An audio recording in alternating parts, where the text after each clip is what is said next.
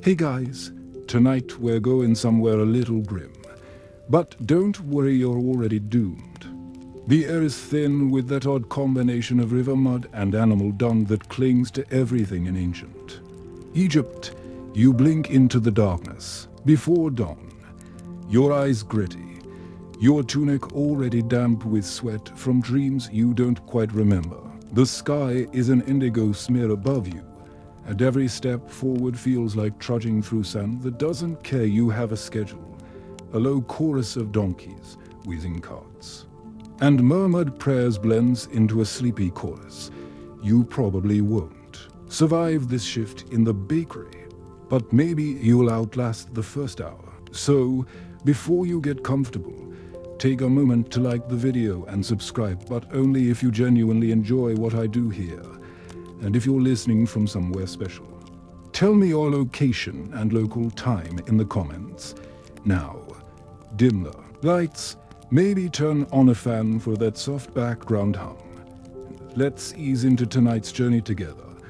You drag your feet across the packed dirt of the courtyard, squinting to make out the silhouettes of other workers already hauling baskets of grain or clattering jars of water. Your hands are soft and tested and embarrassingly clean. Everyone else looks like they were born with a layer of flour on their skin. As you stand blinking, the thought crosses your mind meanwhile. Your phone is dead, but so are your neighbors. At least by modern standards, because here, if you're up before dawn, you're either desperately poor or absurdly important. And you, with your clumsy steps and soft palms, are firmly in the former category. The foreman's voice rasps through the gloom, no more distinct than a crow's croak. He points at you with a carved stick, and you can't help feeling like a child singled out for forgetting your lines in a play. You shuffle toward the low doorway that leads into the bakery itself, ducking under a lintel so scarred by years of baskets knocking against it that it almost looks like driftwood. Remember that damp tunic. It's already soaked through again. As you inhale the stale, flour-scented darkness, your feet find the threshold stone, worn smooth by generations of tired souls. You try to step lightly, but there's no grace to be found when you're weighed down by dread and a faint nausea. The floor is cool, a relief you'll miss later, and the walls glow faintly with the reflected glimmer of a single oil lampset. Near the ovens, this is your first moment of clarity. You are not special here. You are another pair of hands in a long line of anonymous, aching bodies. The Egyptian bakery doesn't care about your story. One by one, the others file past, each dropping a murmured greeting you don't quite catch. Maybe they're wishing you luck. Or maybe they're wondering which temple official bribed your family to get you placed here. Historians still argue whether bakery labor was considered a death sentence or a respectable job, though, in this hour. As you swallow another lungful of hot, flour-heavy air, the difference seems academic. At your right, a donkey brays from an adjacent pen, reminding you that some creatures have it worse. Then again, the donkey doesn't have to learn a dozen steps before the sun even shows its face. A boy no older than 12 passes you carrying a ceramic jug almost as big as his torso. He doesn't look at you, and you're grateful. There's something about his precise, weary movements that makes you feel even more conspicuously out of place. Your first task is absurd in its simplicity. Carry sacks of emmer grain from the courtyard into the storage alcove. The grain itself is surprisingly fragrant, sweet and grassy, and it clings to your skin like fine powder. You hoist a sack with a grunt that echoes embarrassingly loud. Your back protests immediately. The weight isn't merely heavy, it's a personal insult. Every step with the load is a negotiation between pride and physics. You reach the alcove, drop it onto a stack, and try to straighten up without groaning audibly. You fail. A woman nearby is already measuring grain into baskets, moving with the sort of steady rhythm you suspect takes a lifetime to master. She doesn't look up as you blunder past her again and again, each trip eroding the small hope that this will get easier outside. Dawn is smearing gold across the rooftops, but the light doesn't reach this side of the bakery. The darkness here feels permanent, as if it's been bred into the walls like some loyal pet dog by your 5th trip. You notice the fine grit of grain working its way into your sandals. Scraping between your toes, you wiggle them and immediately regret it somehow. The friction gets worse. Remember the donkey? Even he seems to be watching you now, with an expression you can only describe as resigned pity. You pause for a moment to wipe your palms against your tunic, only to realize that you've transformed it into a sticky, floury second skin outside. You catch a glimpse of a vendor setting up his stall, fresh figs gleaming in the rising sun. For a heartbeat, you imagine dropping everything to walk over there and pretend to be a customer. But the fantasy evaporates as a shout drags you back to reality. Another sack waits for you, heavier than the last, as if the universe wants to test how many vertebrae you actually need. By the time the courtyard is empty of grain, your arms are trembling and your breath comes in shallow gusts. You rest your hands on your knees, trying not to gag on the combination of dust and the oily smoke now wafting in from the ovens. A boy passes you carrying a long wooden paddle, and you catch a glimpse of dough already blistering from the kiln's invisible fury. This was only the first chore. You glance at the foreman, who studies you with the serene disinterest of someone who has seen 1,000 hopeful beginners collapse by midday. He raises one eyebrow and points toward the next station, a row of wide, shallow baskets stacked high with half-ground flour that you will soon need to finish preparing. You straighten up, back screaming, and shuffle forward again.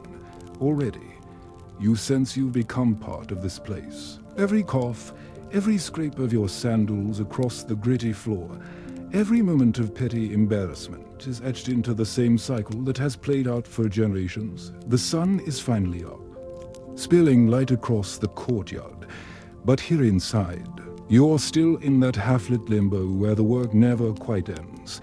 You step toward the low stone bins where half-ground emmer flour waits in heavy mounds, each pile looking like the remains of some vast, crumbling sandcastle. Your arms are already jelly from hulling grain, and now you're expected to finish what the millstones began.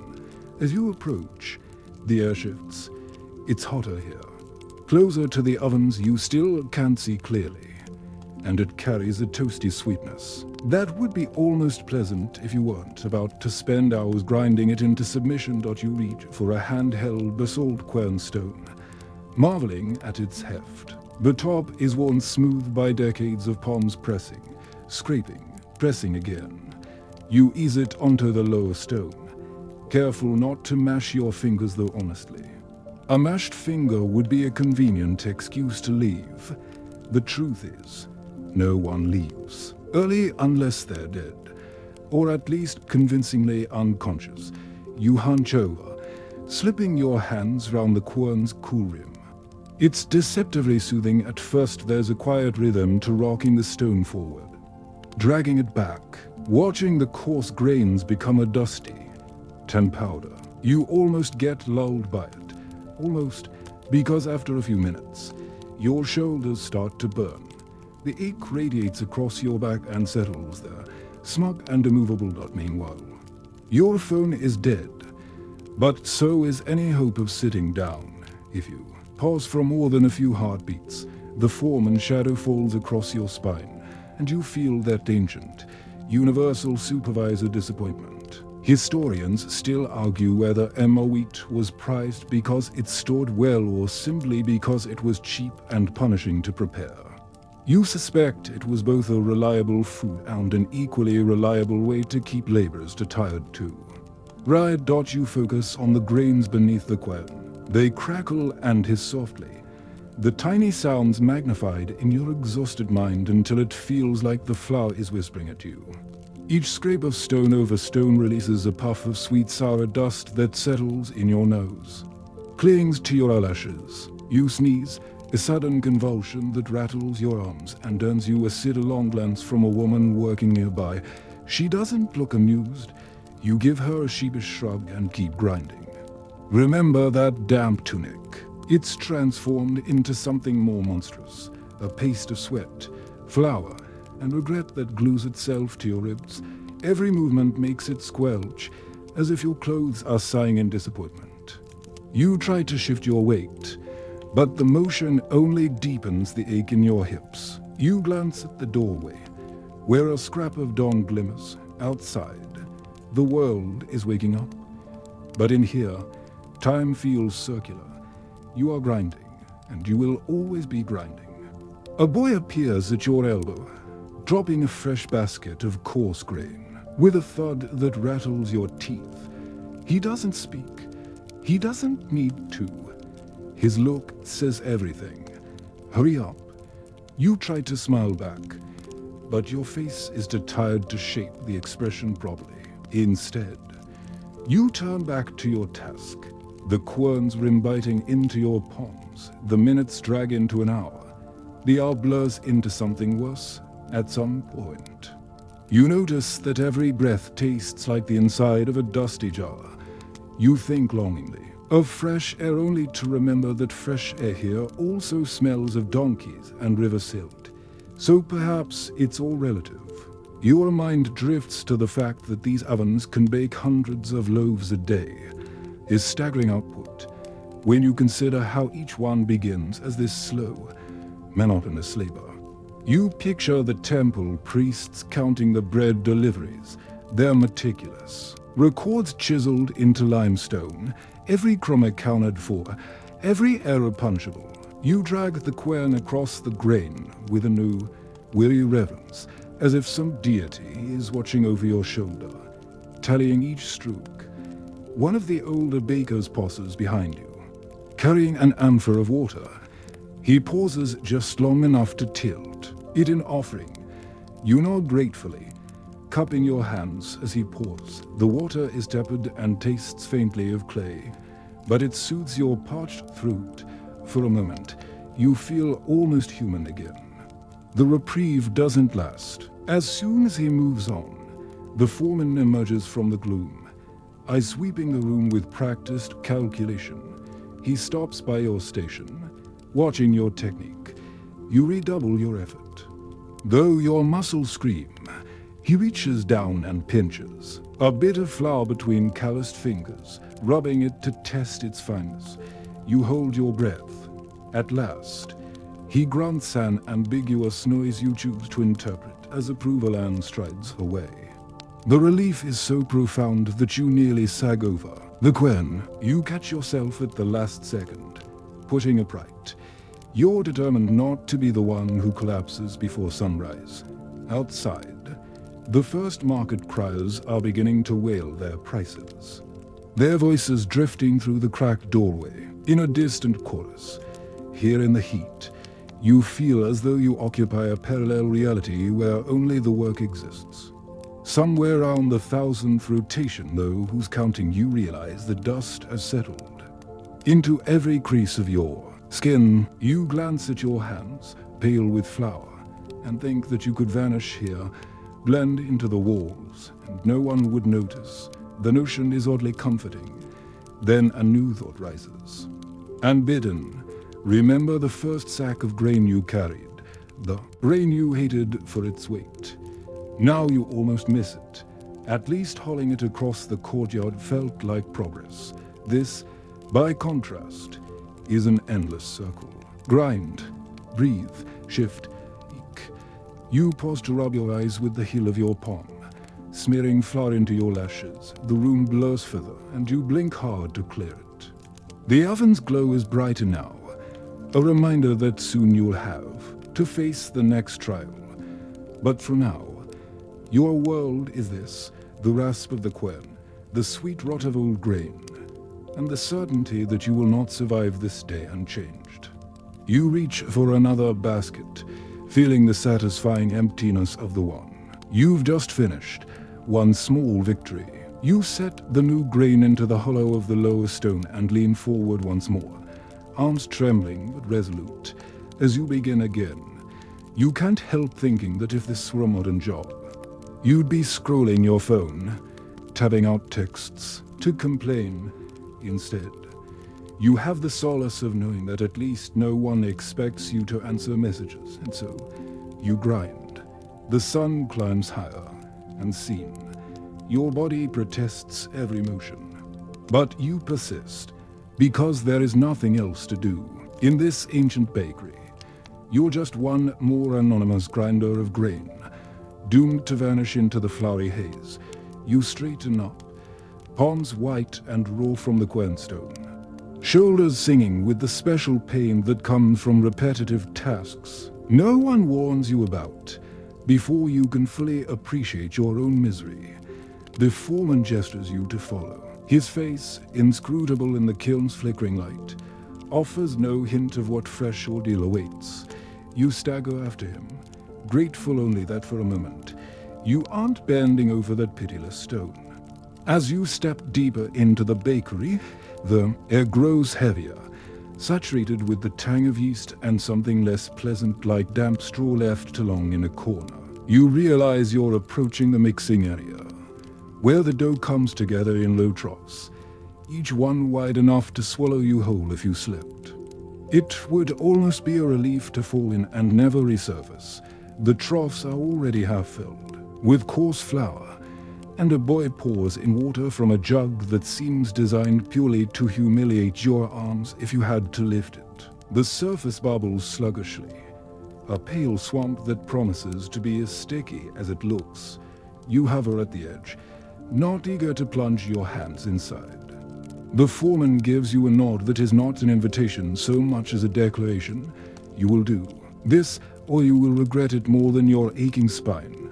You lean over and submerge your hands. The mixture clings instantly, a clammy embrace that seeps between your fingers and up your wrists. It's colder than you expect. A small mess you know will vanish as your body heat warms it. You start to knead, pressing the mass forward, folding it back on itself, trying to mimic the practiced movements of the older bakers nearby. The dough resists you, an obstinate, sticky beast that refuses to yield. Every push and pull is an education in regret. Remember that damp tunic. Now it's growing crusty as flour sifts through the air and sticks to every damp surface.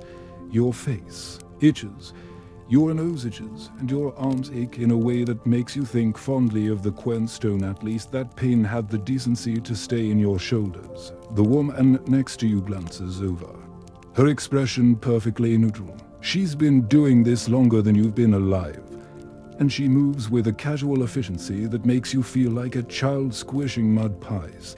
She reaches into her own trough, lifting the dough with a deft flip that leaves it perfectly folded. You attempt to imitate her, but your mixture doesn't cooperate. It sags back into the trough like a sulky cat refusing to be picked up. Historians still argue whether bakers developed specialized recipes for each temple order or simply used the same rough dough for everything. As you scrape another fistful from the side, you suspect they used whatever mixture didn't run away first. You glimpse darker specks in the mass, maybe stray bits of chaff, maybe something worse, and decide not to look too closely. Meanwhile, your phone is dead. But so is any chance of washing your hands before lunch. Each time you pull free, the dough strings behind your knuckles in long, elastic ribbons. You're certain you'll never get it out of your fingernails. You resign yourself to this reality, much as you've resigned yourself to everything else in this place. Time loses meaning. In the mixing room, the ovens in the corner groan and flare, casting shadows that dance over your slumped posture. You try not to imagine the sun overhead, the river breeze you won't feel. Instead, you count the folds 1, 2, 3, 4 and pretend that this number means something, that there is progress here. The truth is, no matter how many times you fold, there will always be another batch waiting. The foreman pauses behind you again, offering no comment, You suspect he's waiting to see if you collapse outright or simply weep into the dough. When he moves on, you risk a quick glance at your neighbors. Their faces are impassive, but their arms work in perfect coordination. You wonder what it would feel like to be that competent, to know exactly where your hands should go and when. Instead, you muddle through, elbow deep in what might be the least glamorous substance in the ancient world. The smell is oddly yeasty, almost alive, and you recall something you read once, that sourdough starters can outlive generations if tended carefully. You imagine this one is older than you, older than your ancestors, maybe older than the concept of regret itself. You feel the dough begin to firm under your palms, a small triumph that almost makes the throbbing in your back worth it. Almost. You glance down and realize your tunic is now marbled with streaks of white and tan, as if you've been half-baked yourself. You scrape your forearms against the edge of the trough, trying to dislodge the thickest clumps, and immediately regret it as the coarse surface scrapes your skin raw. Somewhere behind you, a donkey brays again, and you wonder if he, too, was drafted into service against his will. You briefly fantasize about trading places. He could knead the dough with his hooves, and you could stand in the pen, doing nothing more strenuous than occasionally flicking your ears. It seems like a fair arrangement. Your arms tremble as you scoop the dough into shallow baskets lined with woven reeds. The woven pattern will leave little imprints on the loaves, a detail you know someone in the temple will inspect with fussy precision. You stack the baskets carefully, mindful of the fact that even one sloppy motion could ruin hours of labor. The thought makes your throat tighten. The foreman gestures again, and you set down the last basket, stretching your back as far as it will go. The relief is so intense you almost groan aloud. But the moment passes quickly, because here, there's no real rest, just brief pauses before the next task. Remember that first miserable hour in the courtyard. At least then, you could pretend. You'd acclimate. Now, you understand. No amount of time will make this feel normal. You will always be a stranger here, clumsy and exhausted, trying to prove your worth to people who have no reason to believe you'll last the day. You wipe your hands on your thighs, leaving twin smears of sticky residue that will stay with you until nightfall. You lift your eyes to the next station, the sourdough starter, bubbling ominously in a massive ceramic jar. The foreman's gaze meets yours, and though he says nothing, the message is clear. Time to meet the bakery's oldest, smelliest resident. You edge closer to the colossal jar that dominates the far end of the mixing area. A vessel so wide you could probably climb inside if the urge to disappear entirely became too strong. The surface of the starter is alive with slow, bloated bubbles that burst in silent, odorous sighs. You take one cautious sniff and immediately regret it. The smell is somewhere between sour milk, wet canvas, and a vague memory of regretful choices. The sourdough starter is the bakery's pride and its menace. Historians still argue whether each temple had a unique strain, jealously guarded and passed down for centuries, or if every bakery simply traded jars when one batch went bad. As you stare into its pale depths, you suspect the truth is more pedestrian. This was just the batch that hadn't died yet. You glance round, searching for any hint of sympathy. The other bakers ignore you with the polite cruelty of people who have already survived this initiation.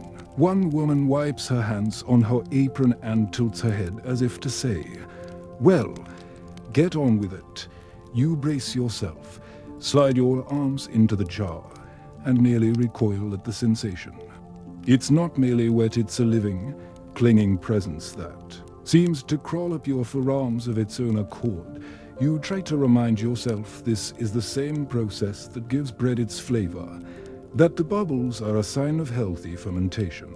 But reason is no defense against disgust. The foreman approaches, holding out a wooden paddle carved smooth by decades of scooping this same primordial sludge. You take it reluctantly. Feeling your fingers stick to the handle, the starter clings to the wood like it resents being disturbed. You draw up a hefty scoop, trying not to splash any on your tunic. Naturally, you fail. A glob lands on your collarbone with a soft, malicious plop. Remember that damp tunic. It's now developing a complex bouquet of smells. You scrape the mess off with the side of your hand and resign yourself to the fact that, in a few hours, you'll smell worse than the donkey, possibly worse than the entire donkey pen. You transfer the starter to the baskets of dough, working slowly to fold it in without flinging too much onto the floor. The process is simple in theory. Measure, scoop, fold. But your arms are still trembling from the grinding and mixing, and each motion feels like lifting a bucket of wet cement. You wonder, not for the first time, if this is some elaborate joke played on newcomers give them the heaviest, most unpleasant tasks to see who bolts first. Meanwhile, your phone is dead. But so is any chance of pretending you're somewhere else in the modern world. You could distract yourself with a podcast or scroll through photos of vacations you'd never take. Here, your only entertainment is the steady chorus of labored breathing and the occasional hiss from the ovens. The sort of seems to sense your weakness. It bubbles more enthusiastically when you lean too close, sending up little sprays that stipple your face. You can feel them drying into a crust as you work, forming a delicate mask of embarrassment. The woman beside you has finished her portion already and moved on to shaping loaves. You watch her for a moment, envying her steady efficiency. She doesn't flinch when the starter bubbles, doesn't gag at the smell. You wonder if it's a skill she learned or a numbness that developed over years of repetition. With a final, reluctant scrape, you empty the paddle. You set it aside, wiping your hands on a rag that does little but smear the stickiness around. You flex your fingers and find the skin underneath is already puckered from prolonged immersion. Remember the first time you bent over the quern stone? You thought that was the worst discomfort. Now you know better. Each task here reveals a new hierarchy of misery. Like peeling layers of an onion made entirely of disappointment, you look up, trying to gauge how much of the day has passed. A shaft of sunlight has crept across the floor, illuminating a scattering of flour and a pair of scurrying insects. You feel a flicker of kinship with them small, harried creatures just trying to survive in a place that doesn't care. The foreman clears his throat, and you snap back to the present. He gestures toward the shaping table, where lumps of enriched dough wait to be weighed and formed. You swallow, feeling your shoulders slump. There's no time to recover, no quiet moment to sit. Only the unbroken chain of labor stretching from dawn to nightfall. You scrape the last bits of starter off your arms and step over to the table, where a set of grass sweets gleams in the gloom. The smell here is different, less sour, more warm, and promising. For a moment, you dare to imagine that shaping the dough might be the easiest part. Then you catch the expression on the foreman's face. It's not unkind, but it carries the weight of someone who knows precisely how many loaves a human body can form before it breaks. You take a breath, remembering the way your back twinged when you lifted the grain, the way your arms burned while grinding, and you realize the day is only half over. You hover at the edge of the shaping table, palms still tacky with starter, residue, and try not to look too overwhelmed by the mountain of dough lumps waiting for you. Each pale mound gleams faintly in the kiln light, as though it knows you haven't the faintest idea what you're doing. You set your hands at your sides, take one careful breath, and glance at the foreman. He gestures with a single, economical flick of his wrist. Start. You pick up the first lump, heavier than it looks, and drop it onto the smooth wooden surface with a dull thud. It sags outward.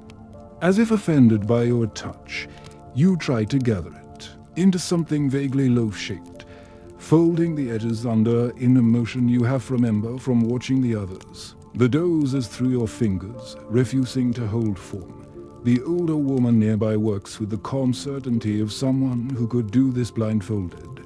She weighs each portion on a brass scale, dusts her hands in a shallow dish of ground emmer, and shapes the loaves into tidy, identical ovals. You attempt to follow her example, but your second attempt ends the same way as the first, a lopsided mass with the personality of a deflated pillow. Remember that sourdough starter. The smell clings to you like a jealous ghost, reminding you of every botched motion so far. You push your sleeves up, but it doesn't help. Nothing helps. The dough simply laughs silently, stickily as you try again. Historians still argue whether shaping was considered an honorable step in bread production or the least desirable of all chores. You decide it must be both, important enough to get right, thankless enough that no one ever brags about it. Meanwhile, your phone is dead, but so is any hope that your hands will ever feel clean again. In the modern world, you'd be able to run hot water over your palms until the stickiness dissolved. Here, you only have the communal basin, a shallow ceramic tub of cloudy water that seems more symbolic than useful. The foreman appears beside you, his footsteps silent on the packed earth. He watches as you fumble through the process. Once more, pinch the edges, fold the sides, roll it lightly. The dough emerges from your efforts looking less like a loaf and more like something coughed up by an ailing goat. He doesn't say a word. He doesn't need to. His eyebrows arch in a weary rebuke, and then he moves on. Your cheeks burn hotter than the ovens. You force yourself to focus.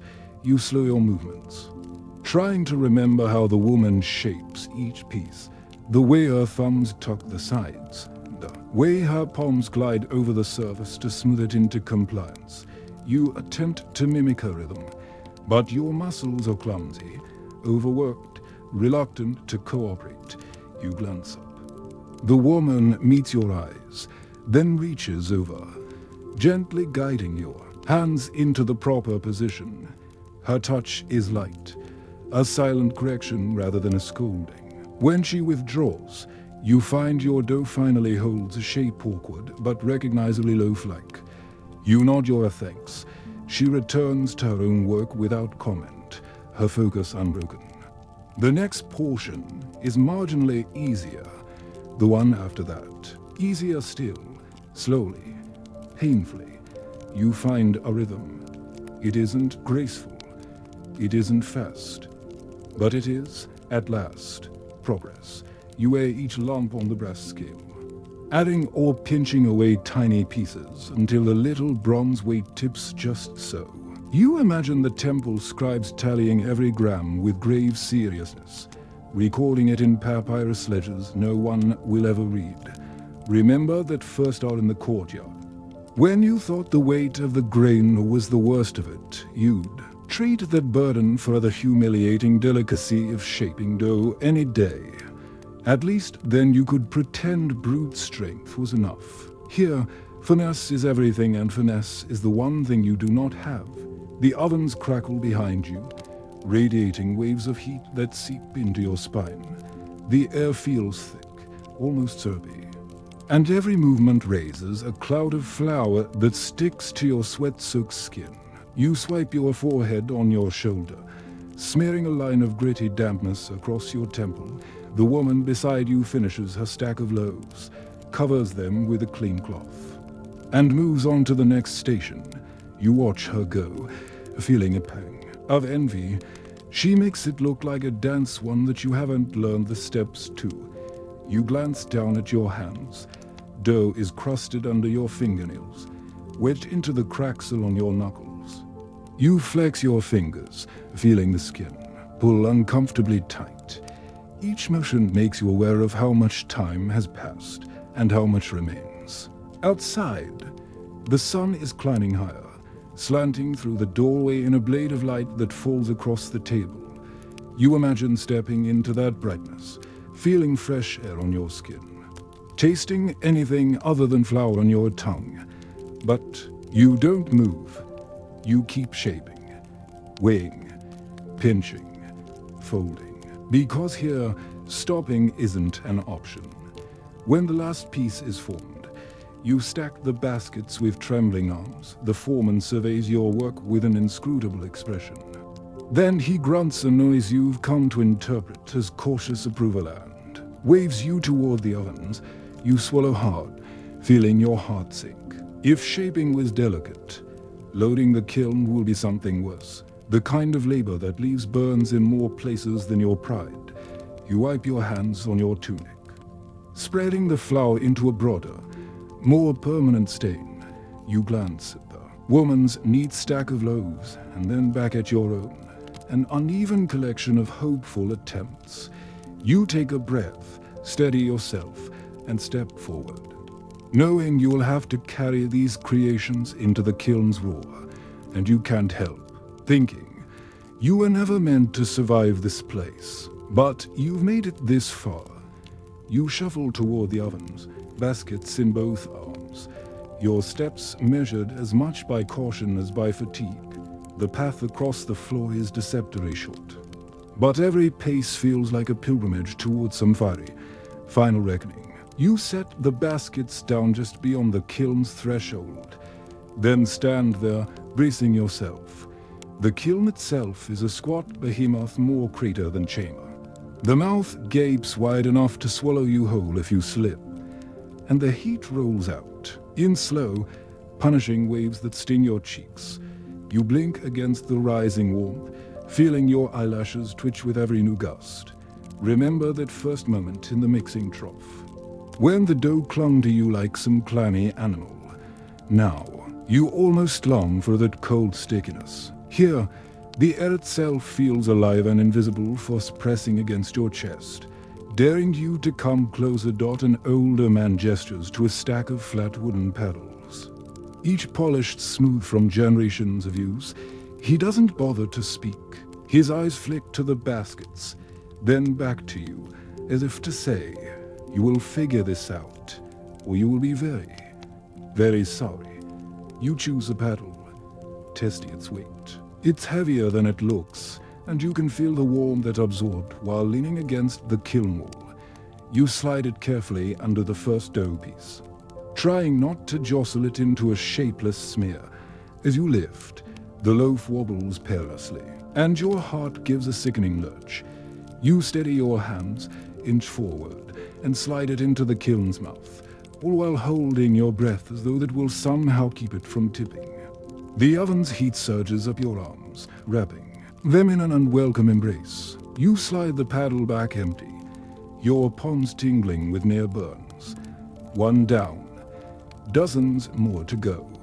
Historians still argue whether the design of these kilns was borrowed from even older Mesopotamian mode, ls or invented here along the Nile. In this moment, you decide it doesn't matter.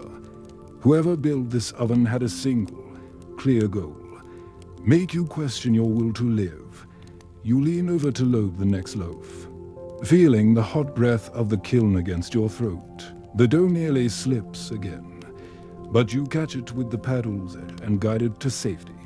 A whisper of smoke curls round your wrists, carrying that faintly sweet scent of scorched grain.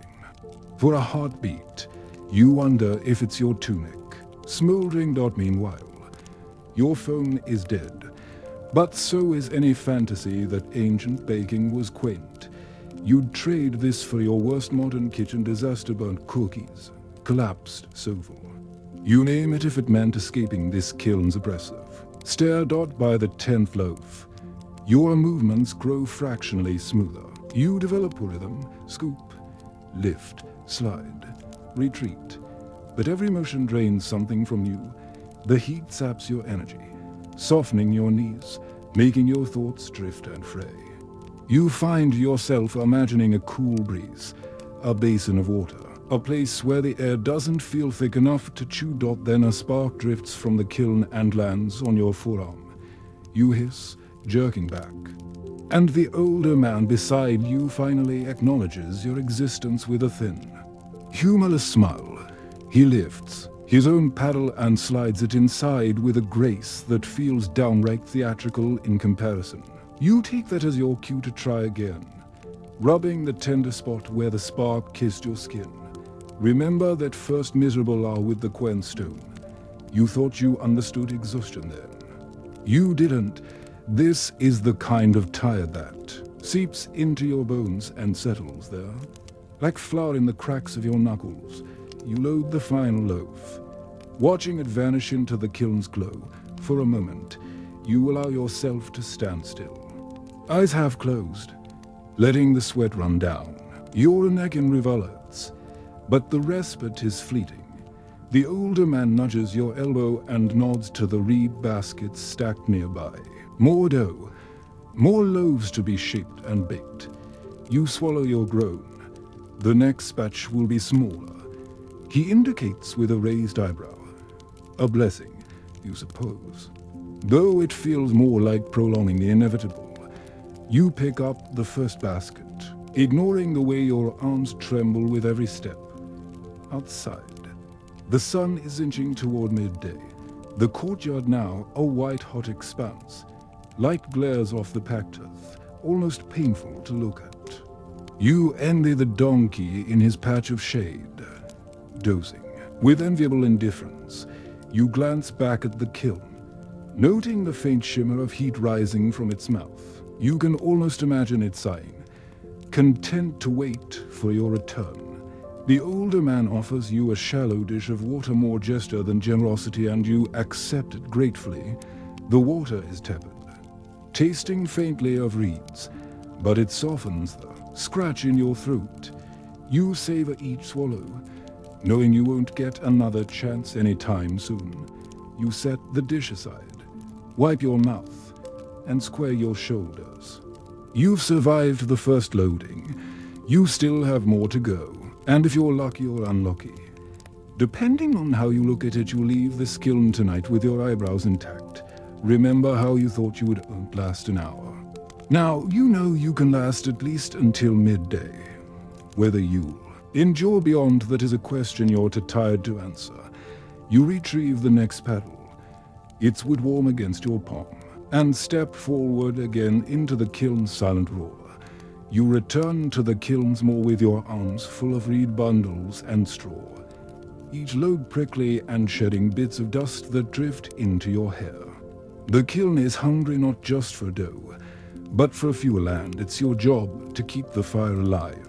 You crouch to drop your bundle near the hearth, your knees creaking in quiet protest.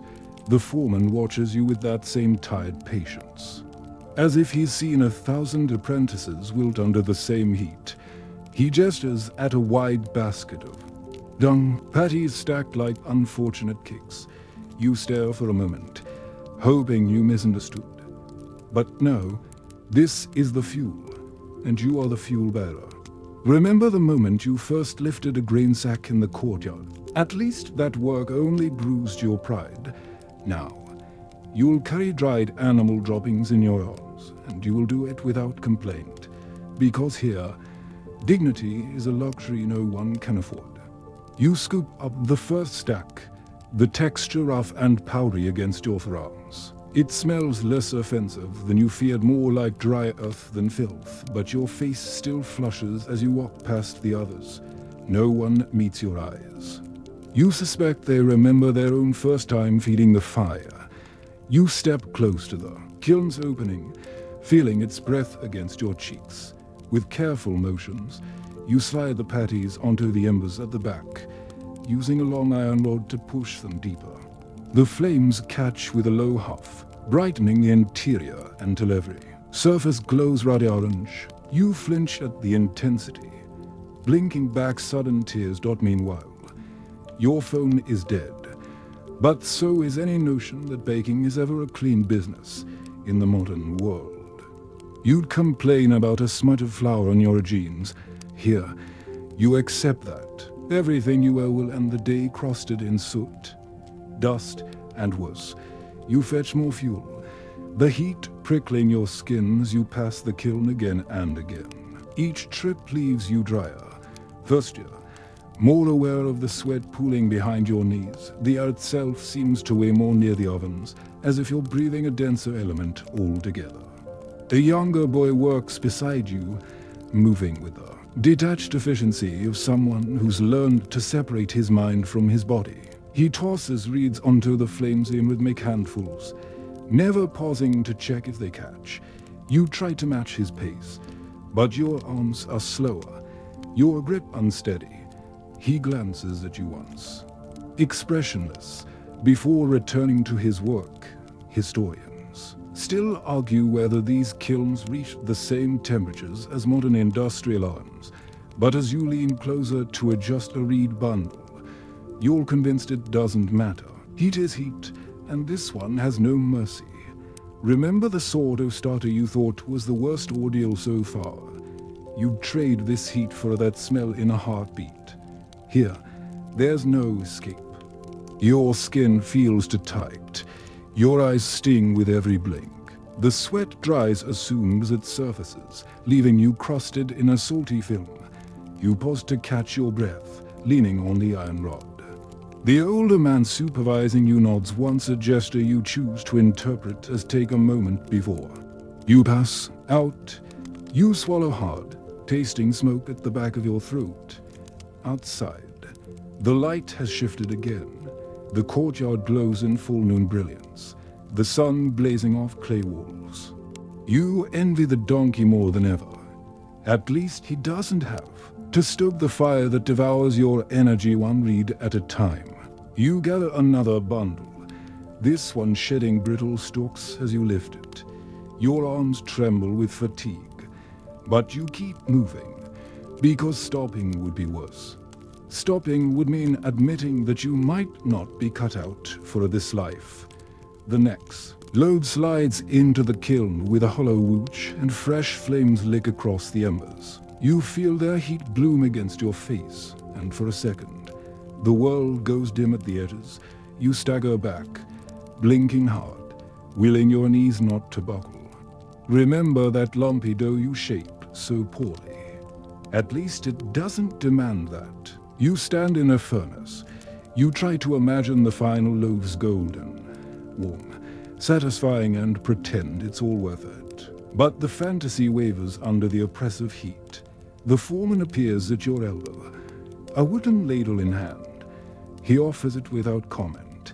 You take it, realizing only as you lift it that it's filled with tepid water. You sip gratefully, feeling the moisture revive you just enough to keep going. You hand the ladle back, nodding your thanks. He doesn't smile, but the tension in his shoulders eases by a fraction. You suspect he's seen enough apprentices think to know the warning signs. You return to your post, retrieving another armload of reeds. The rhythm resumes. Bend, lift, carry, stoke. Your mind detaches, floating somewhere above your aching shoulders. And scorched cheeks, you watch yourself work as if you're someone else entirely. And in that dissociated haze, you understand something profound. You will keep going, because there is no other option. You will feed this kiln until it's satisfied, or you collapse, whichever comes first. The boy beside you finishes his stack and disappears into the shadows beyond the kiln. You glance after him, wondering if he's escaped to some cooler corner, or simply moved on to the next chore. You stack the last of your reeds, feeling your limbs quiver in protest. The foreman steps forward to check the fire, then gives you a nod approval, perhaps, or merely acknowledgement that you're still upright, and, for now, that's enough. You wipe the sweat and soot from your brow with the back of your wrist, though it hardly helps. The grime has seeped into your skin, blending with the dried starter and flour in a kind of ancient paste that refuses to come off. You straighten your back, feeling each vertebra protest, and glance round the bakery. The foreman gives a curt motion, and you know without asking that it's time to load the loaves. You swallow a groan. You'd thought shaping was the delicate part. You hadn't considered the skill it took to maneuver half-risen dough into the kiln's throat without either searing your face or losing your hard-won lumps to the fire. You retrieve the long wooden paddle again, its edge warm and splintered. In your grip, each loaf must be lifted from the baskets and slid carefully into the kiln. Balance on the paddle's flat surface like a newborn bird you're terrified to drop. The older man supervising gives you a nod, have permission, half warning, and steps back. His arms crossed. You lean over the first basket, tucking your hands under the dough and easing it onto the pedal. The loaf trembles, quivering like jelly. You grit your teeth and shuffle to the kiln. As you draw near, the heat wraps round your face in a sudden, suffocating embrace. Your eyelids flutter under the blast. Remember the moment you first touched. The sort of starter.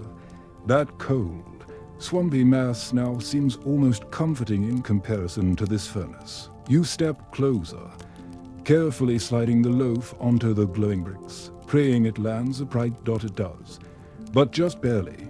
The edge sags as you withdraw the pedal, and you hold your breath, waiting to see if it will collapse altogether. The dough holds its shape, and you step back, exhaling shakily, one down. Historians still argue whether the technique of loading these kilns was passed from parent to child or taught formally through apprenticeship. As you maneuver the paddle under the second loaf, you can see why it might have been a guarded skill. One slip, and hours of labor or worse. Your hands could vanish in a flare of heat. The second loaf slides onto the kiln floor with less drama. Your confidence flickers, fragile but real. You return to the baskets for the third, feeling a dull, rhythmic pulse behind your temples. The heat has a way of making you forget your own name, of convincing you that you are nothing but a pair, of shaking arms and a heartbeat that doesn't know when to stop. Meanwhile, your phone is dead, but so is any chance of distraction. No music, no podcasts, just the steady thrum of the kiln and your own ragged breathing.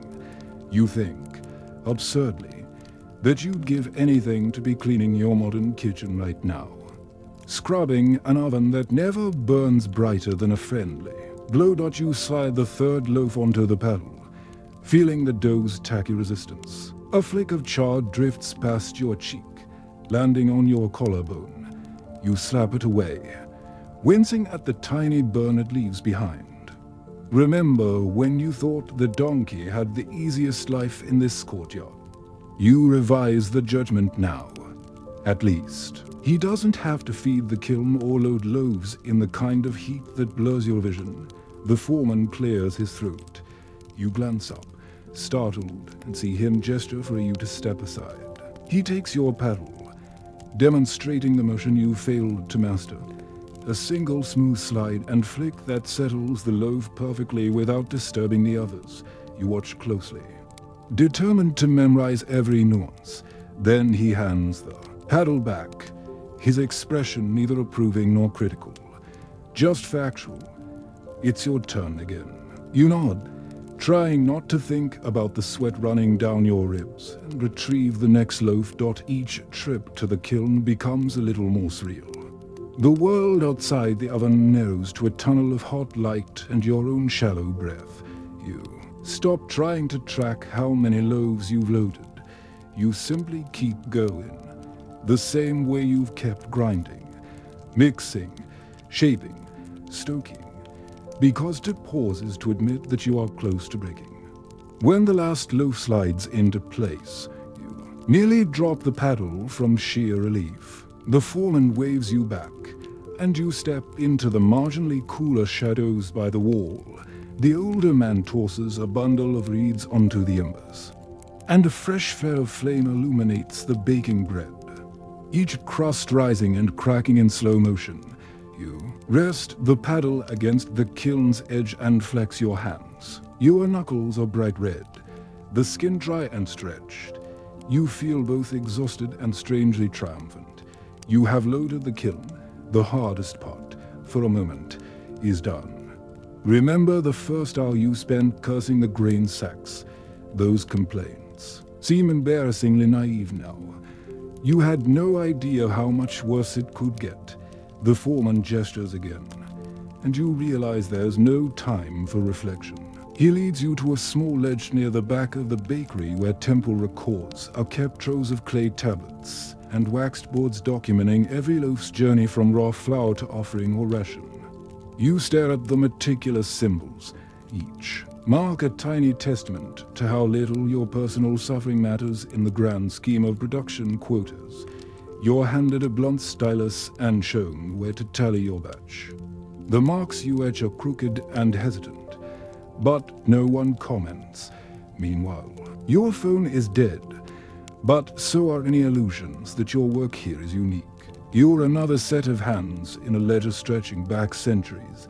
Your failures and small victories destined to dissolve into the same dust that clings to every corner of this place.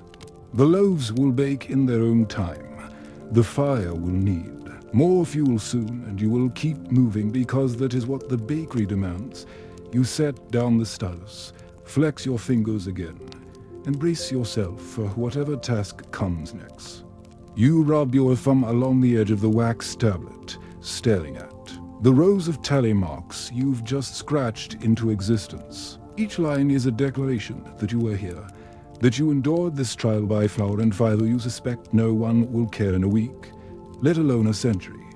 The foreman inspects your work, nods once, and gestures toward the other end of the storage alcove, where a stack of clay seals waits for your clumsy hands. You pick one up, feeling its smooth, cool weight. It's engraved with a tiny emblem, a stylized stalk of grain, probably the mark of the temple steward who will eventually count and distribute your loaves. You press it into a soft pad of clay, creating an impression to show the batch is accounted for.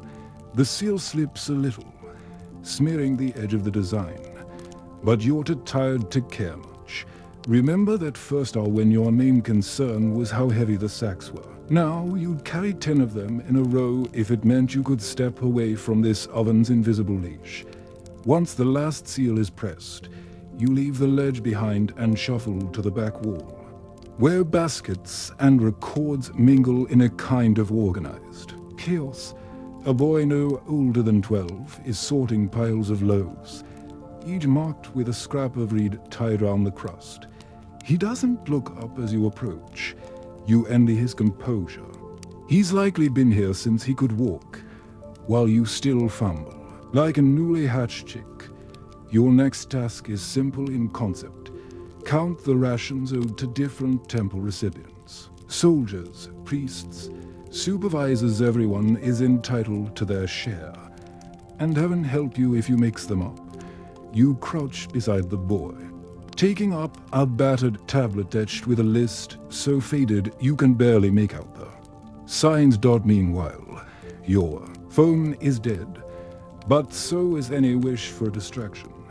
Here, the quiet is absolute except for the kiln's low growl and the rustle of baskets. No background music, no podcasts. Just the persistent sense that you are one small cog in a very old, very indifferent machine. You begin counting the loaves, touching each one as you go to feel the slight give of the crust. Your fingertips are so tender from the heat that every tap makes you wince.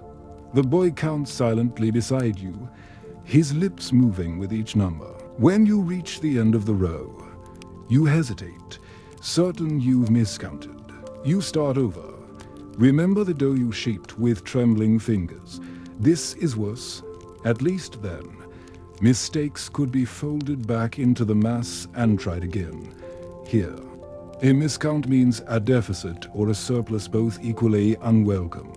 Historians still argue whether these distributions were precise or if the records were more ceremonial than practical. You decide they were precise enough to matter to someone and that someone isn't you, but will nonetheless blame you for every discrepancy. You finish the count, your brain foggy from the repetition, and look up to see the boy has already moved to To the next stack. You drag yourself upright, feeling every joint protest. The baskets are heavier than they look. Woven from thick reeds and lined with cloth so coarse it feels like sandpaper against your skin. One by one, you lift them to the counting table, stacking them according to the scratched list. Your arms tremble, threatening to spill the loaves across the floor. For a moment, you picture the chaos that would follow, crumbs everywhere, supervisors scolding, you wishing the kiln would just swallow you whole. You set the basket down with more care than you thought you had left. Outside, the courtyard hums with distant life.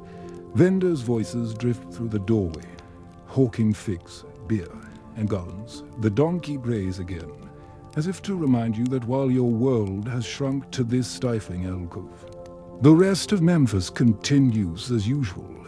You check the seals one more time, running your thumb across each impression. The emblems blur together, a braid of symbols that mean nothing to you except that your work isn't yet finished. Remember the sourdough starter you thought was the worst thing you'd ever smell. Now the basket's stale warmth has its own rank presence. You swallow against a rising nausea and move to the next stack, determined not to fall behind. Meanwhile, your phone is dead. But so are any illusions that ancient life offered simplicity. This isn't simpler. It's just harder in ways you never imagined. A constant layering of discomforts until you can't separate them anymore. The boy finishes his row and disappears behind a curtain. You envy him the chance to move on. Oh, you know he's likely just headed for another chore. You brace your hands against the counting table, willing your heartbeat to slow, your shoulders to unclench out outside. The sunlight shifts, brightening the doorway in a glare that makes you squint. You realize it's late afternoon. You've survived the morning somehow and you're still standing. You take one last look at the baskets, now stacked in precise rows that satisfy some unseen supervisor's standard. Then you straighten, brush flour from your tunic, and prepare to face whatever comes next. Because here, you don't get to rest. You only get to keep moving. You turn from the counting table with the dull sense that you've become a piece of the furniture worn, dusty, and vaguely necessary. The foreman points to the cooling racks against the far wall. Your next task waits there, lifting the newly baked loaves to let them cool without attracting the bakery's most persistent customers. You cross the floor, feeling the last heat of the kiln radiate through your soles. The racks are long wooden slats balanced over low benches, each holding rows of bread that look almost beautiful golden crusts cracked from the fire, a faint sweetness rising from them. For a breath, you feel a tiny flicker of pride. You helped create these. Then a small gray sheep scurries across your vision, and the pride dissolves into dread. Rats or mice, it hardly matters. You watch the whiskered shape vanish behind a basket, its tail flicking like punctuation on a sentence you'd rather not read or remember when you were only worried about lifting grain. Now you must also guard the bread from an army of opportunists who are faster and more determined than you'll ever be. You lean over the nearest rack and begin shifting the loaves, giving them more space so the heat can escape. Each one leaves a faint, greasy mark on your palms. The crusts are warm, but no longer scorching, and the smell is rich enough to make your stomach twist in anticipation. You haven't eaten since dawn. Meanwhile, your phone is dead, but so is any chance of a proper meal break. You know the best you'll get is a crust of whatever's too misshapen for the temple scribes to accept. A flicker of motion catches your eye. Another rodent, this one bolder, scampers up the leg of a rack to sniff the nearest loaf. You lunge reflexively, slapping your palm against the slats with a hollow clap. The creature vanishes in a blur. You stand there, panting, feeling your face burn. The older man from the kiln appears at your shoulder. He doesn't scold or laugh. He simply hands you a thin reed switch, your new tool for persuasion. You grip it in your tired fingers, imagining, for a moment, that you'll never set it down again. Historians still argue whether bakeries like this kept cats or trusted humans to guard the bread. Judging by the rodent boldness here, you suspect cats would have walked away in disgust. You wave the reed switch over the racks, a ritual more symbolic than effective. The mice scatter each time, but return the moment you look away. You wonder if they've learned to judge the exact speed of your reaction. Remember the kilns heat that seared your skin. You'd almost prefer it to this slow erosion of patience. At least the fire made its intentions clear. You rearrange more loaves, your fingers brushing against warm crusts, trying not to imagine what it would feel like to tear off a piece and eat it right now. You can't afford that luxury. Every loaf here belongs to someone more important than you, the boy from earlier returns with a reed basket, collecting loaves that have cooled enough to be moved. He works quickly, ignoring the scurrying shapes that dart in and out of the shadows. You try to mimic his indifference, though every time a tail flicks across your vision, your skin crawls. Meanwhile, your phone is dead. But so is any illusion that you control anything in this bakery. You are merely another obstacle the rodents must navigate round. The foreman appears again, scanning the racks with a practiced eye. He gestures for you to cover the remaining bread with linen cloths. You drape each piece carefully, aware that the mice will find their way underneath eventually. But at least this way you can pretend you've done your part. You pause to stretch your back, feeling the familiar chorus of aches ripple down your spine. The foreman moves on without comment, leaving you in the relative quiet. The boy finishes collecting his basket and disappears once more. You stand there for a moment, watching the last rays of afternoon sunlight slant across the cooling racks. The bakery seems to hold its breath, as if waiting for a night to fall so it can begin this dance all over again. Remember the damp tunic you started the day with? It has dried into a crusty armor, stiff with sweat and flour. You flex your shoulders and feel the fabric crackle. Your stomach growls, an embarrassing, hollow sound that echoes off the walls. You glance around, hoping no one heard. But no one is paying attention. They're all absorbed in their own small miseries. A sudden rustle behind the baskets draws your eye, and you spot another mouse, eyes bright and unrepentant. You flick the reed switch with more force than necessary. It vanishes into the shadows, leaving you alone again. You take one last look at the covered racks, then turn away, feeling the exhaustion settle deeper into your bones. You've kept the loaves safe for now. And in this place, that's as close to victory as you'll ever get. You step away from the racks with a dull, floating sensation, as if your body has finally decided to detach from your mind. The courtyard light has turned the color of melted brass, and the shadows have grown long and sharp across the floor. You pause to rub the heel of your hand against your eyes.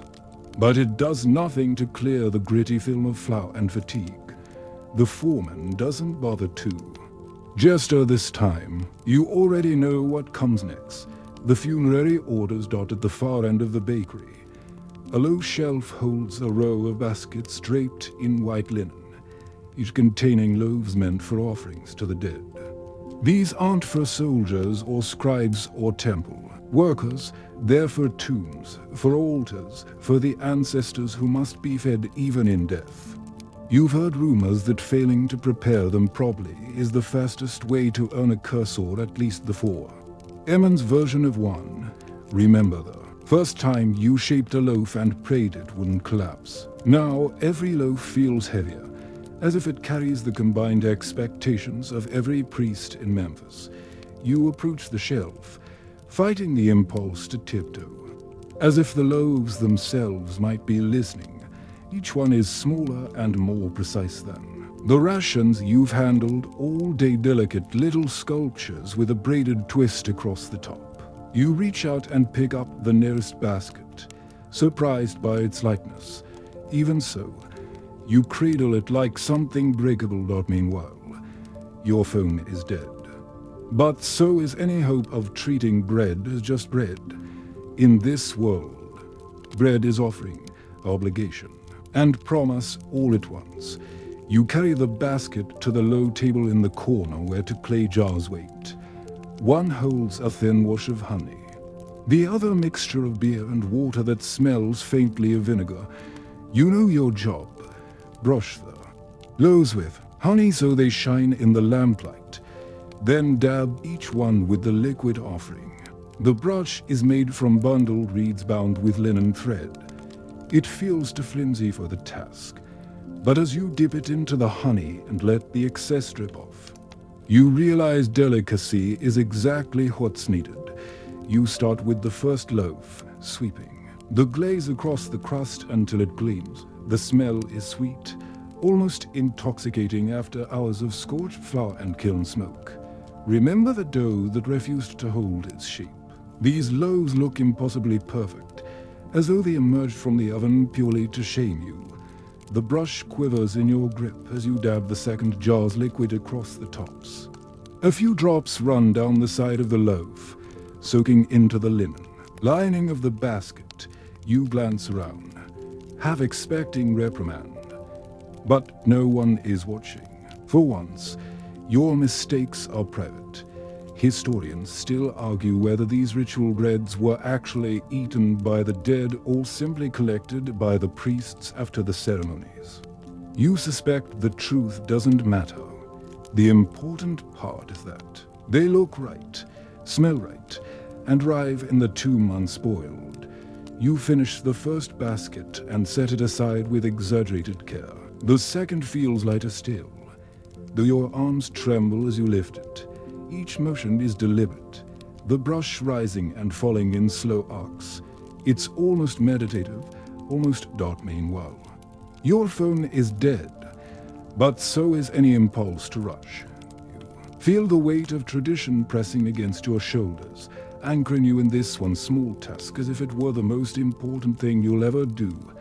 You dab the final loaf, watching a bead of honey slide down the crust. It glistens for a moment before vanishing into the bread's golden surface, for reasons you don't quite understand.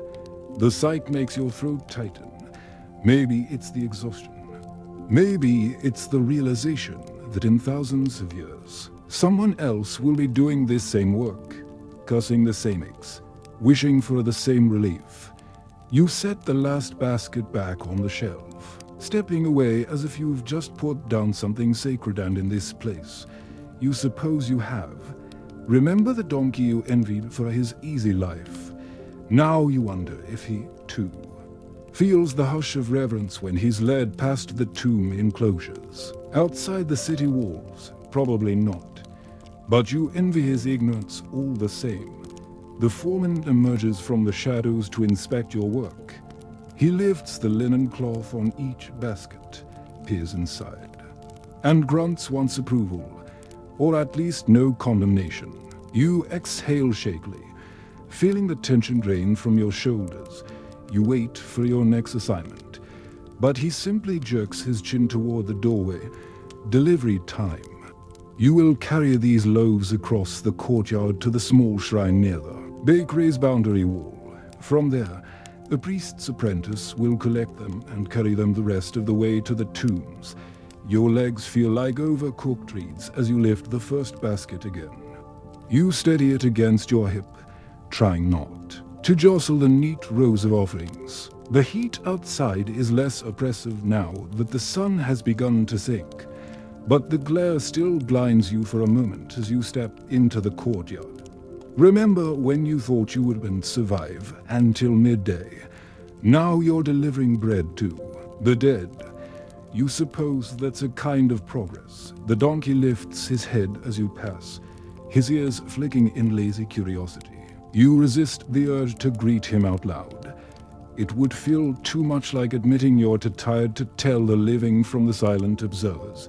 You cross the packed earth slowly, aware that every step is one you'll feel later when you finally collapse on your mat.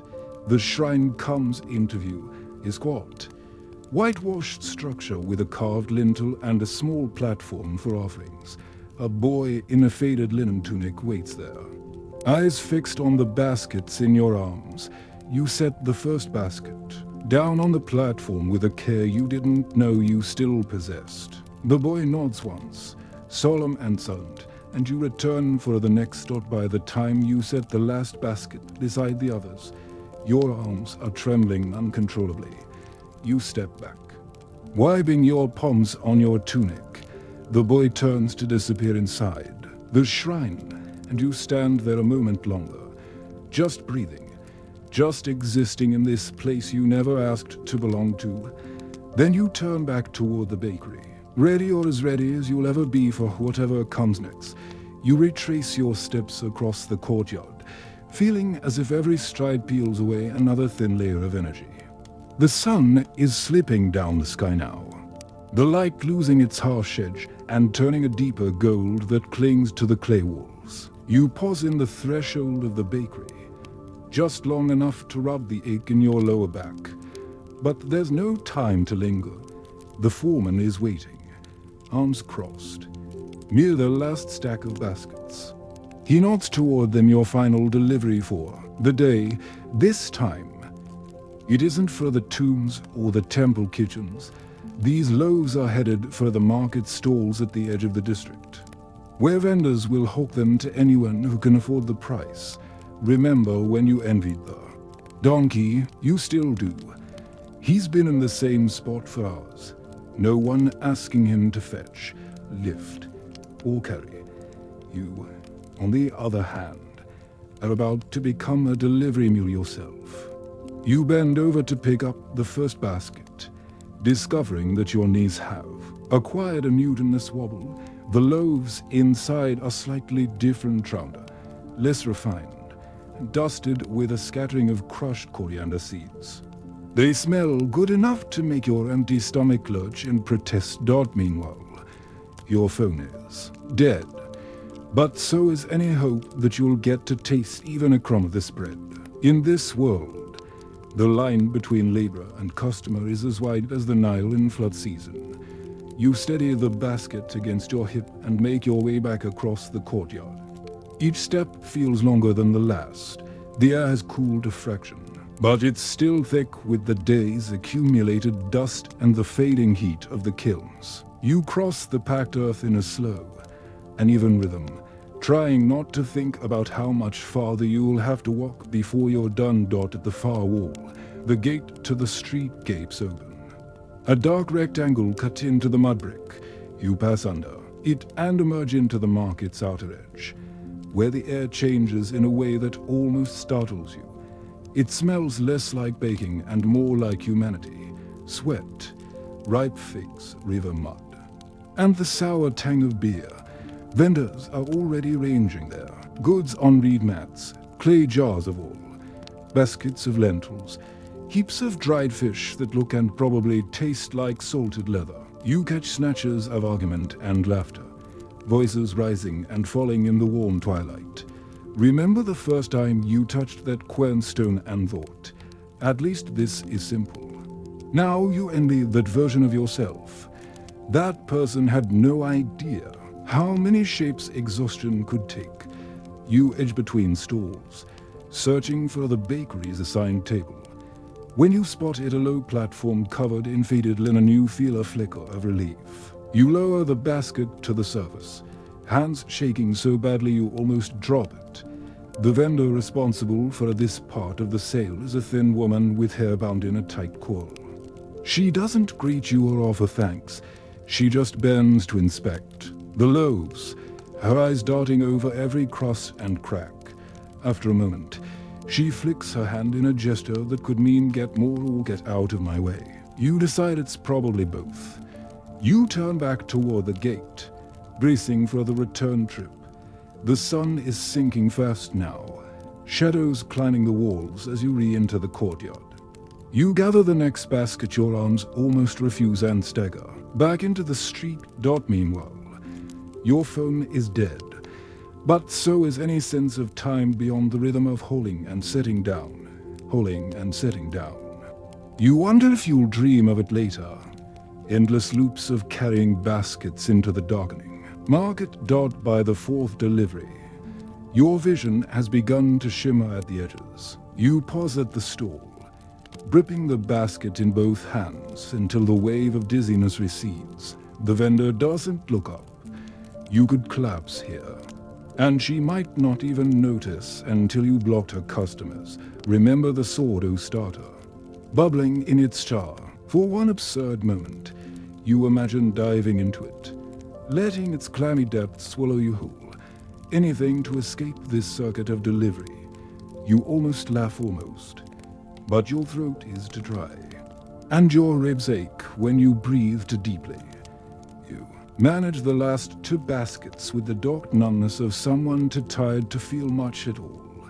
Each trip seems longer than the one before, as though the ground itself is stretching under your feet. When you finally set the final basket on the stall, you allow yourself to stand there for a few heartbeats, just breathing. The vendor finishes her inspection and glances up at you. Her expression is as neutral as ever, but she gives a short nod before turning back to her work. It isn't gratitude, exactly, but it's the closest thing you've had to acknowledgement since you first stepped into the bakery. You turn away. Weaving back through the crowded market, the sky overhead has deepened to violet, a few early stars glinting in the dusk. For a moment, you almost feel like part of something larger, a current of people, animals, and goods moving together in a rhythm older than any of you. Then your heel catches on a rut in the packed turf, and you stagger forward, arms windmilling. You catch yourself just in time, planting one palm on the warm flank of a tethered goat. The animal glances at you with bored disapproval before resuming its chewing. You straighten, rubbing your palm, and trudge back through the gate one last time. The bakery feels impossibly quiet in comparison to the market's din. You cross the threshold and stand there, blinking, and sure for a moment whether you're expected to keep going. The foreman emerges from the shadows, his face lined and unreadable. He lifts one hand, palm out, in a gesture that you choose to interpret as enough for now. You exhale, feeling your shoulders drop. You have delivered every basket. You are still standing, and in this place, that is the only success that matters. You lean against the doorway's edge, your head bowed just enough to keep the last of the market's brightness out of your eyes. Every part of you feels scraped raw skin, muscles, patience. You peel yourself away from the wall and step back into the bakery proper, where the heat of the day has softened into a damp, lingering warmth that clings to the stones. The foreman doesn't say a word. He points with 2 fingers toward a battered reed mat in the corner, half hidden behind a stack of empty baskets. Your stomach sinks when you realize this is the moment you've been dreading almost as much as the kiln, the meal break. Remember, the first hour, when you dreamed of fresh bread and honey.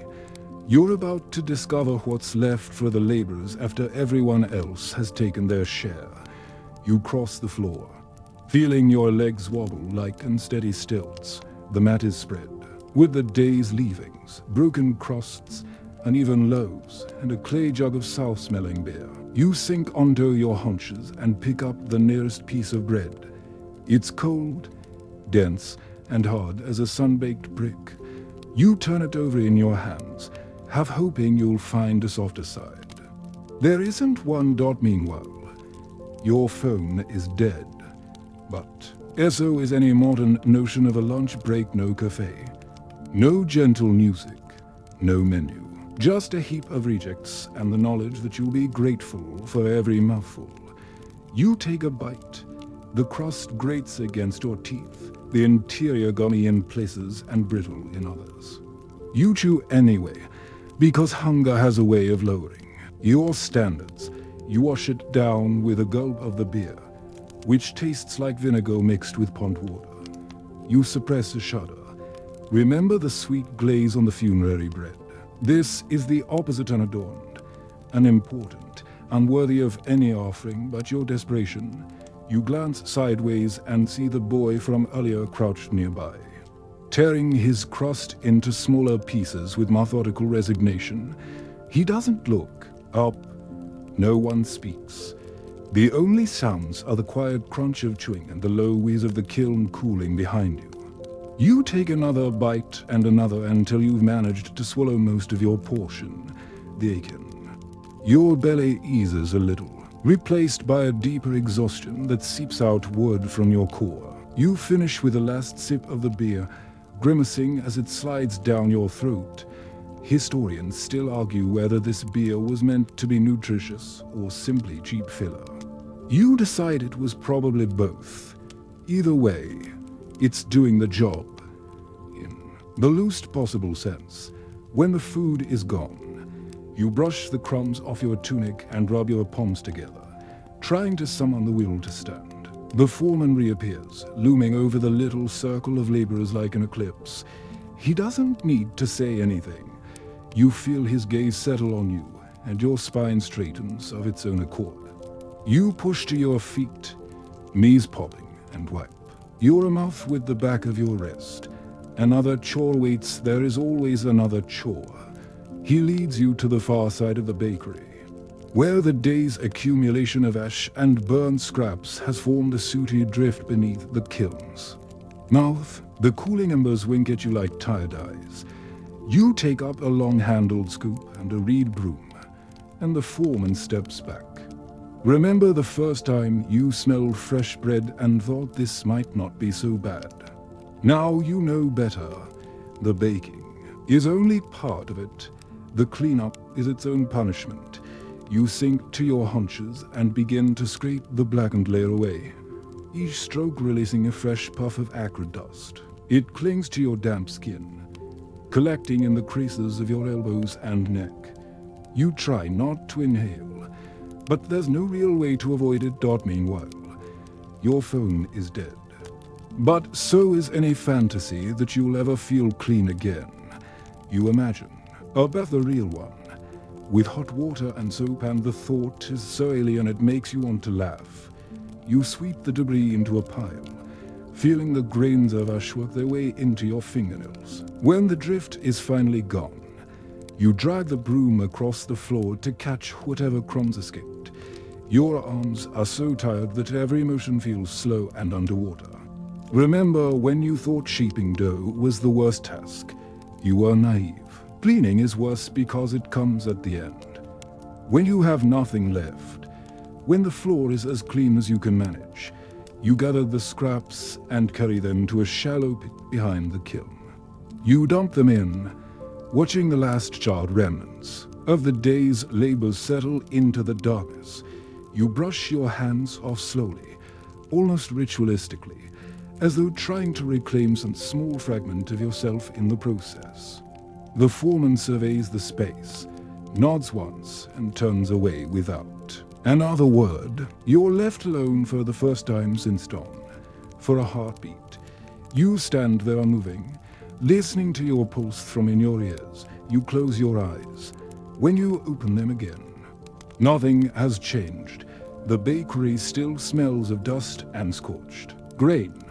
The donkey still dozes in the courtyard, and you are still here, awake and tired and coated in a layer of ancient soot. You turn back toward the main room, knowing there is one last ritual to endure before you can collapse onto your mat. You shuffle back into the main chamber of the bakery, each step making your legs feel more like hollow reeds. The sun is gone now, replaced by the soft flicker of oil lamps set into niches along the walls. Their light is just right enough to show how thoroughly the day has marked you. Your tunic is a patchwork of flour and sweat, your arms streaked with ash. You don't even bother brushing yourself off anymore. The foreman is waiting near the racks where the last loaves have cooled. He doesn't speak as you approach, just gestures at the baskets stacked nearby. You know without being told. It's time to prepare them for overnight storage. Remember that first hour when you still believed this work might have an endpoint. You've learned the truth. It simply pauses until dawn. You drag the first basket closer, bending to check the loaves. Inside, a few have split along their tops, the cracks darkened where the glaze has pooled. They look almost decorative, but you know they'll taste the same as any other dense, dry, necessary. You cover them with linen cloths, tucking the edges round, the rims to keep out the rodents. Meanwhile, your phone is dead, but so is any belief that these small gestures draping cloth, stacking baskets are merely chores. Here, they're proof that tomorrow will come, and the work will begin again. You lift the first basket and carry it to the low storage alcove carved into the far wall. The shelves are lined with straw mats, each carefully labeled with a mark you stopped trying to decipher. You set the basket down and straighten slowly, waiting for the black spots at the edge of your vision to fade. When you turn back, the foreman has already moved on, his shadow merging with the darkness. You swallow your frustration. There's no ceremony to closing the bakery for the night, just a series of motions as rote as breathing. Remember the sweet glaze you brushed on the funerary loaves. The honey has dried on your hands, mixed with ash and sweat until it's become a crust you'll probably never wash off. You collect the next basket and the next, each trip feeling longer than the last. Your arms are past aching now. They're simply numb, a dull extension of your will. The shadows deepen as the last scraps of daylight vanish from the courtyard beyond the door. One by one, the baskets fill the alcove. You cover the final stack with an extra cloth, more from habit than hope. The mice will find their way in eventually. They always do. You pause to rub your palms against your tunic, feeling the grit grind into your skin. The boy from earlier slips past you, carrying an empty jug toward the water jar. He doesn't look up, and you don't expect him to. Everyone here is locked in their own quiet fatigue. Meanwhile, your phone is dead. But so is any need for a small talk. In this place, silence is as vital as breath. The foreman reappears with a bundle of thin reeds. He hands them to you without comment, and you know what they're for. Binding the kiln door closed for the night, you cross to the gaping mouth of the oven, still radiating a sullen warmth. The bricks glow faintly in the lamplight, a reminder of how recently they threatened to burn you alive. You pull the door, a thick slab of clay-reinforced wood, into place. It settles with a reluctant groan, the hinges protesting after a long day of opening and shutting. You thread the reed through the latches, tying them in tight knots. The gesture feels both final and temporary, like the closing of a book you'll reopen tomorrow. Remember the first time you looked into this kiln, imagining it as some kind of living creature. Now you know it is hungry, patient, and eternal. You step back to survey your work. The kiln's mouth is sealed. The baskets are tucked away, and the floor, though streaked with ashes, clear enough to pass inspection. For the first time since dawn, you allow yourself to stand still without bracing for the next command. The foreman lingers by the doorway, arms folded. He nods once, a slow, deliberate movement that feels almost like respect. Then he turns and disappears into the darkness of the courtyard. You remain where you are, listening to the bakery exhale.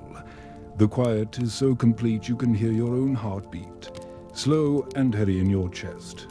Remember the donkey you passed every time you crossed the yard. He's gone now, led away to whatever corner of the compound he calls home. For a moment, you envy him all over again. You rub your eyes with the heel of your hand, smearing flour into your lashes. You know you should find your pallet, should lie down before your legs buckle. But you can't bring yourself to move just yet. Meanwhile, your phone is dead. But so is any sense that you are anything but part of this place, one more figure trudging through the same motions as countless others before you. When you finally step away from the kiln, It feels like tearing free of something that doesn't want to let you go. You cross the room, each foot falls softer than the last, until you reach the far corner where a straw mat waits.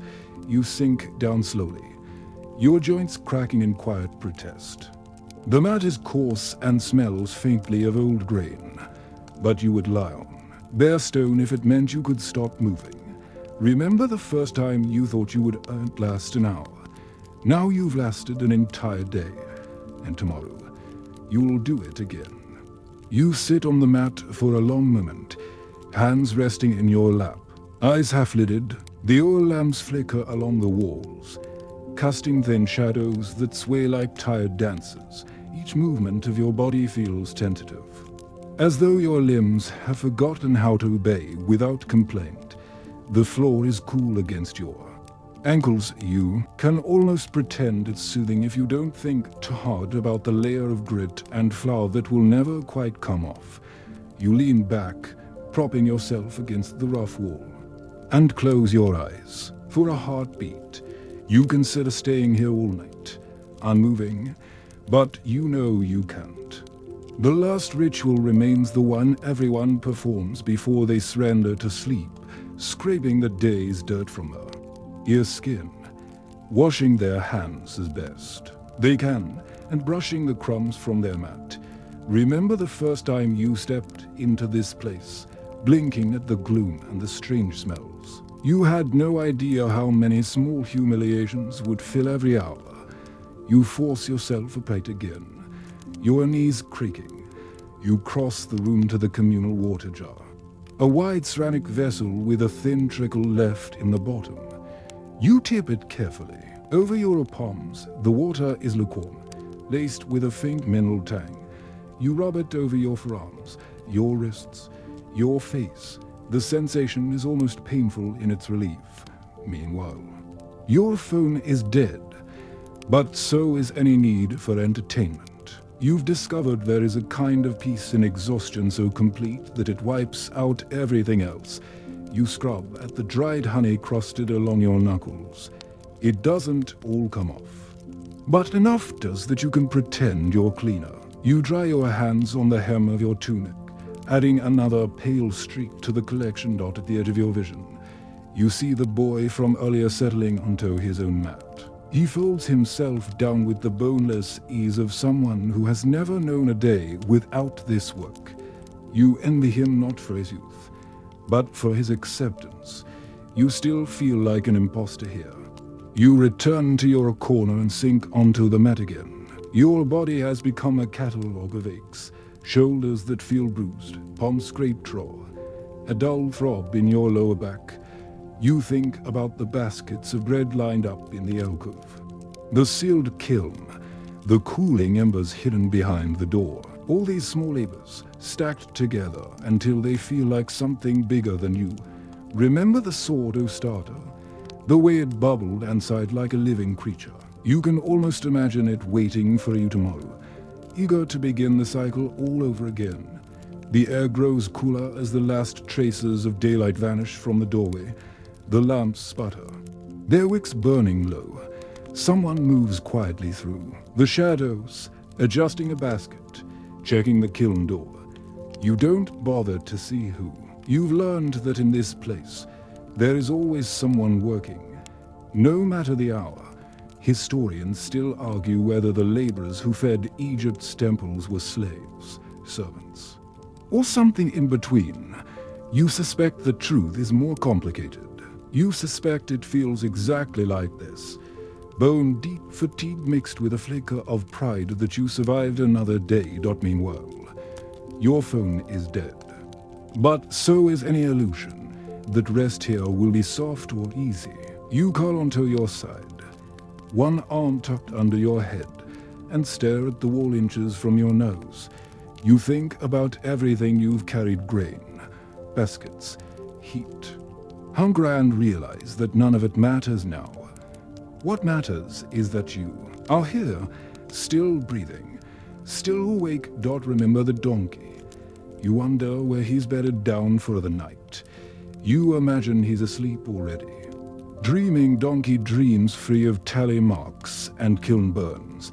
You envy him one last time before your eyelids finally lower. Tonight, you've earned your sleep. You've earned this moment of stillness in a place that never truly stops moving. You close your eyes, the warmth of the day lingers on your skin, fading slowly into something softer. Your breath settles into an easy rhythm, the kind you never noticed you were missing until just now. All day, you've been measuring time by the weight of grain, the sear of the kiln, the slow count of loaves cooling on splintered racks. But here in the quiet, there is no measure left except the steady rise and fall of your chest. Tonight you've traveled far through heat and hunger, through the churn of flour and the hush of evening lamps. Your body has carried you across thresholds you didn't know you could cross, and now it asks only for rest. Let it have that rest. Let every ache dissolve into the cool darkness that pools round your mat. Let the memories of the donkey and the sawdust starter drift to the edges of your thoughts, softer than the flicker of an oil flame. If you listen closely, you can still hear the last sigh of the kiln settling into sleep. A reminder that even the busiest heart must quiet itself. Eventually, you've given everything you had to this place today. That is enough. Your story can rest now. The loaves will rise again tomorrow. The baskets will fill and empty. And you will find your place in it, all one breath, one step, 1 hour at a time. And if you wake before dawn, remember this: you have survived, and you can survive again. Somewhere beyond this courtyard, clean water waits, soft beds, warm baths, bright electric lights. A modern world that doesn't ask so much of your hands. Be grateful for it. Be grateful for everything you have, and everything you don't have to do.